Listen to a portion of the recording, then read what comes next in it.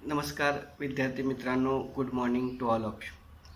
तर मागच्या 1-2 लेक्चरमध्ये आपण सूक्ष्म, लघु व मध्यम उपक्रम स्थापनेची प्रक्रिया म्हणजेच सूक्ष्म, लघु व मध्यम उपक्रम स्थापनेची विविध टप्पे या घटकाचा अभ्यास केला. तर यामध्ये आपण उपक्रमासाठी घटक संघटन प्रकार ठरवणे, त्याचबरोबर उपक्रमासाठी जागांची निवड, नोंदणी, परवानग्या व परवाने मिळवणे इथपर्यंतचा अभ्यास आपण केला.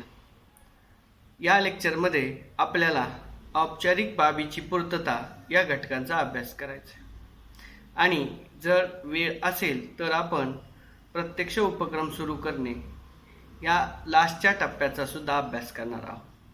तर विद्यार्थी मित्रांनो, सूक्ष्म, लघु व मध्यम उपक्रम स्थापनेची प्रक्रिया म्हणजेच सूक्ष्म, लघु, मध्यम उपक्रम स्थापनेचे विविध टप्पे या घटकाचा आपण यामध्ये अभ्यास करणार आहोत. यामध्ये 5वा टप्पा मध्ये औपचारिक बाबींची पूर्तता. यामध्ये नव्या उपक्रमांची प्रत्यक्ष स्थापना करण्यासाठी, तो उपक्रम सुरू करण्यासाठी औपचारिक बाबींची पूर्तता करावी लागते आणि साधारणपणे उपक्रम सुरू होत असतो. उपक्रमाचे व्यापारी नाव ठरवणे यामध्ये सगळ्यात महत्त्वाचे आहे. बघा, औपचारिक बाबीची पूर्तता यामध्ये काही घटकांचा आपल्याला अभ्यास करायचा. त्यामध्ये उपक्रमांचे व्यापारी नाव ठरवणे, बँकेत खाते उघडणे, जागा खरेदी किंवा भाडे करार करणे, भांडवल उभारणी करणे, यंत्रे किंवा उपकरणे खरेदी करणे या घटकांचा औपचारिक बाबींची पूर्तता यामध्ये आपल्याला अभ्यास करायचा. तर विद्यार्थी मित्रांनो, उपक्रमाचे व्यापारी नाव ठरवणे. उपक्रमासाठी संघटन प्रकार निवडून झाल्यानंतर त्या अनुषंगाने त्या उपक्रमास व्यापारी नाव निवडावे लागते. उदाहरणार्थ महालक्ष्मी उद्योग, Patil brothers, Satyajit chemicals limited इत्यादी उपक्रम स्थापन करण्यासाठी नोंदणी करताना व्यापारी नाव आवश्यक असते. उद्योगाची नोंदणी त्या व्यापारी नावाने केली जात असते. म्हणजे औपचारिक बाबींची पूर्तता करत असताना उपक्रमांचे व्यापारी नाव ठरवणे हा घटक यामध्ये महत्त्वाचा आहे.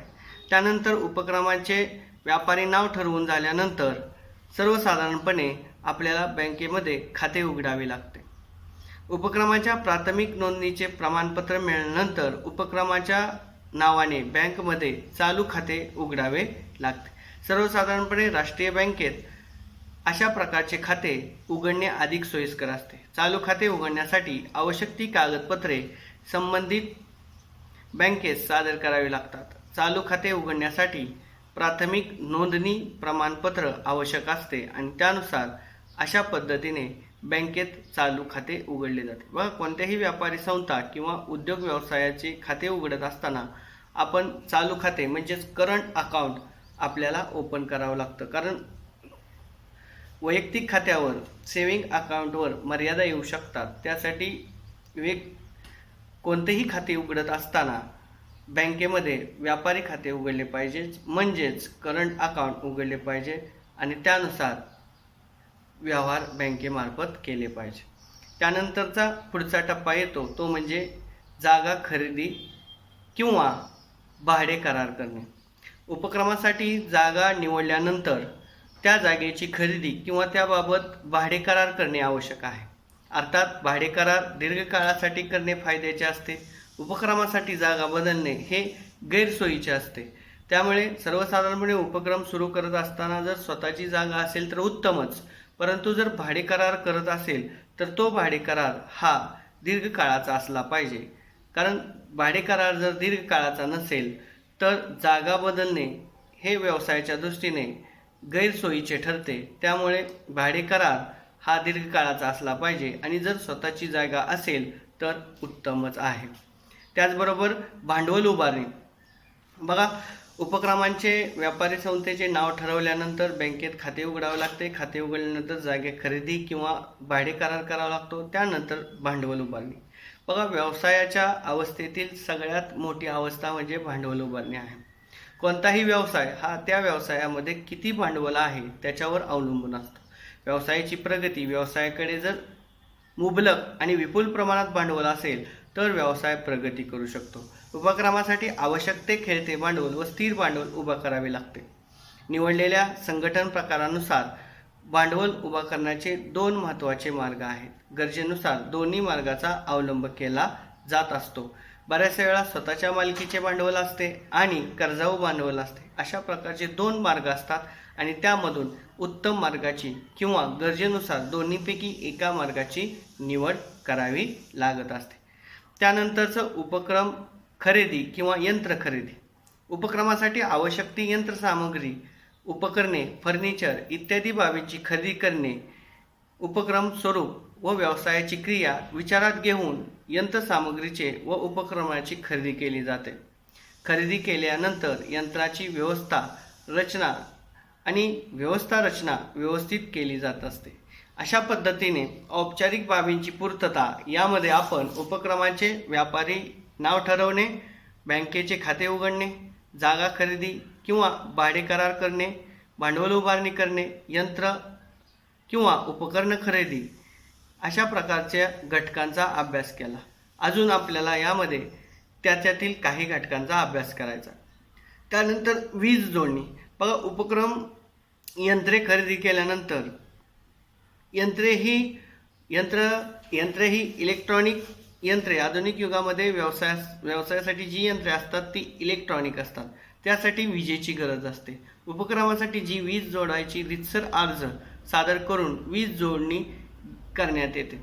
उपक्रमाचे स्वरूप आणि व्यवसाय क्रिया लक्षात घेऊन वीज पुरवठ्याची मागणी अर्जामध्ये नमूद केली जाते आणि वीज जोडणी केली जाते. त्यानंतर कामगार व कर्मचारी भरती. उपक्रमासाठी आवश्यक असणारे अथवा कार्यालय कर्मचारी आवश्यक असल्यास कर्मचाऱ्यांची भरती करणे गरजेचे असते. जाहिरात देऊन किंवा खाजगी पद्धतीने भरती करता येते. व्यवसाय क्रिया लक्षात घेऊन कुशल व अकुशल कर्मचाऱ्यांची संख्या ठरवण्यात येते आणि त्यानुसार व्यवसायामध्ये कर्मचाऱ्यांची भरती केली जाते. त्याचबरोबर कच्चा माल खरेदी. उपक्रमासाठी आवश्यक तो कच्चा माल खरेदी केला जातो. उपक्रम हा उत्पादन क्रम असल्यास कच्च्या मालाशिवाय उत्पादनाची क्रिया करता येत नाही. त्यासाठी उपक्रमासाठी कच्चा माल आवश्यक असतो, कारण कच्च्या मालावरच उत्पादन प्रक्रिया आवश्यक असते. त्यासाठी उपक्रमामध्ये कच्चा माल विपुल आणि मुबलक प्रमाणात असणे गरजेचे आहे. त्याचबरोबर GST नोंदणी करणे. केंद्र सरकारने GST ही नवीन कर पद्धत लागू केली आहे. उपक्रमात GSTच्या कक्षेत येत असल्यास उद्योजकाला GSTसाठी नोंदणी करावी लागते आणि त्यानुसार GST नोंदणी क्रमांक मिळवावा लागतो. अशा प्रकारे उपरोक्त प्रकारच्या औपचारिक बाबींची पूर्तता केली जाते. या सर्व औपचारिक बाबीसुद्धा महत्त्वाच्या आहेत. त्या सर्व बाबींची पूर्तता झाली तरच सूक्ष्म लघु मध्यम उपक्रम सुरू होऊ शकतो, अन्यथा सूक्ष्म लघु आणि मध्यम उपक्रम सुरू होत नाही. त्यासाठी औपचारिक बाबीसुद्धा अतिशय महत्त्वाच्या आहे. आता औपचारिक बाबी सूक्ष्म लघु व मध्यम उपक्रम स्थापनेतील प्रक्रियेमधील हा 5वा टप्पा समजण्यात येतो. त्यानंतर शेवटचा टप्पा प्रत्यक्ष उपक्रमास सुरुवात करणे.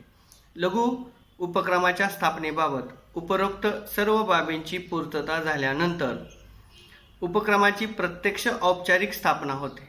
उपक्रम सुरू करणे ही उपक्रम स्थापनेतील शेवटची आणि महत्त्वाची अवस्था आहे.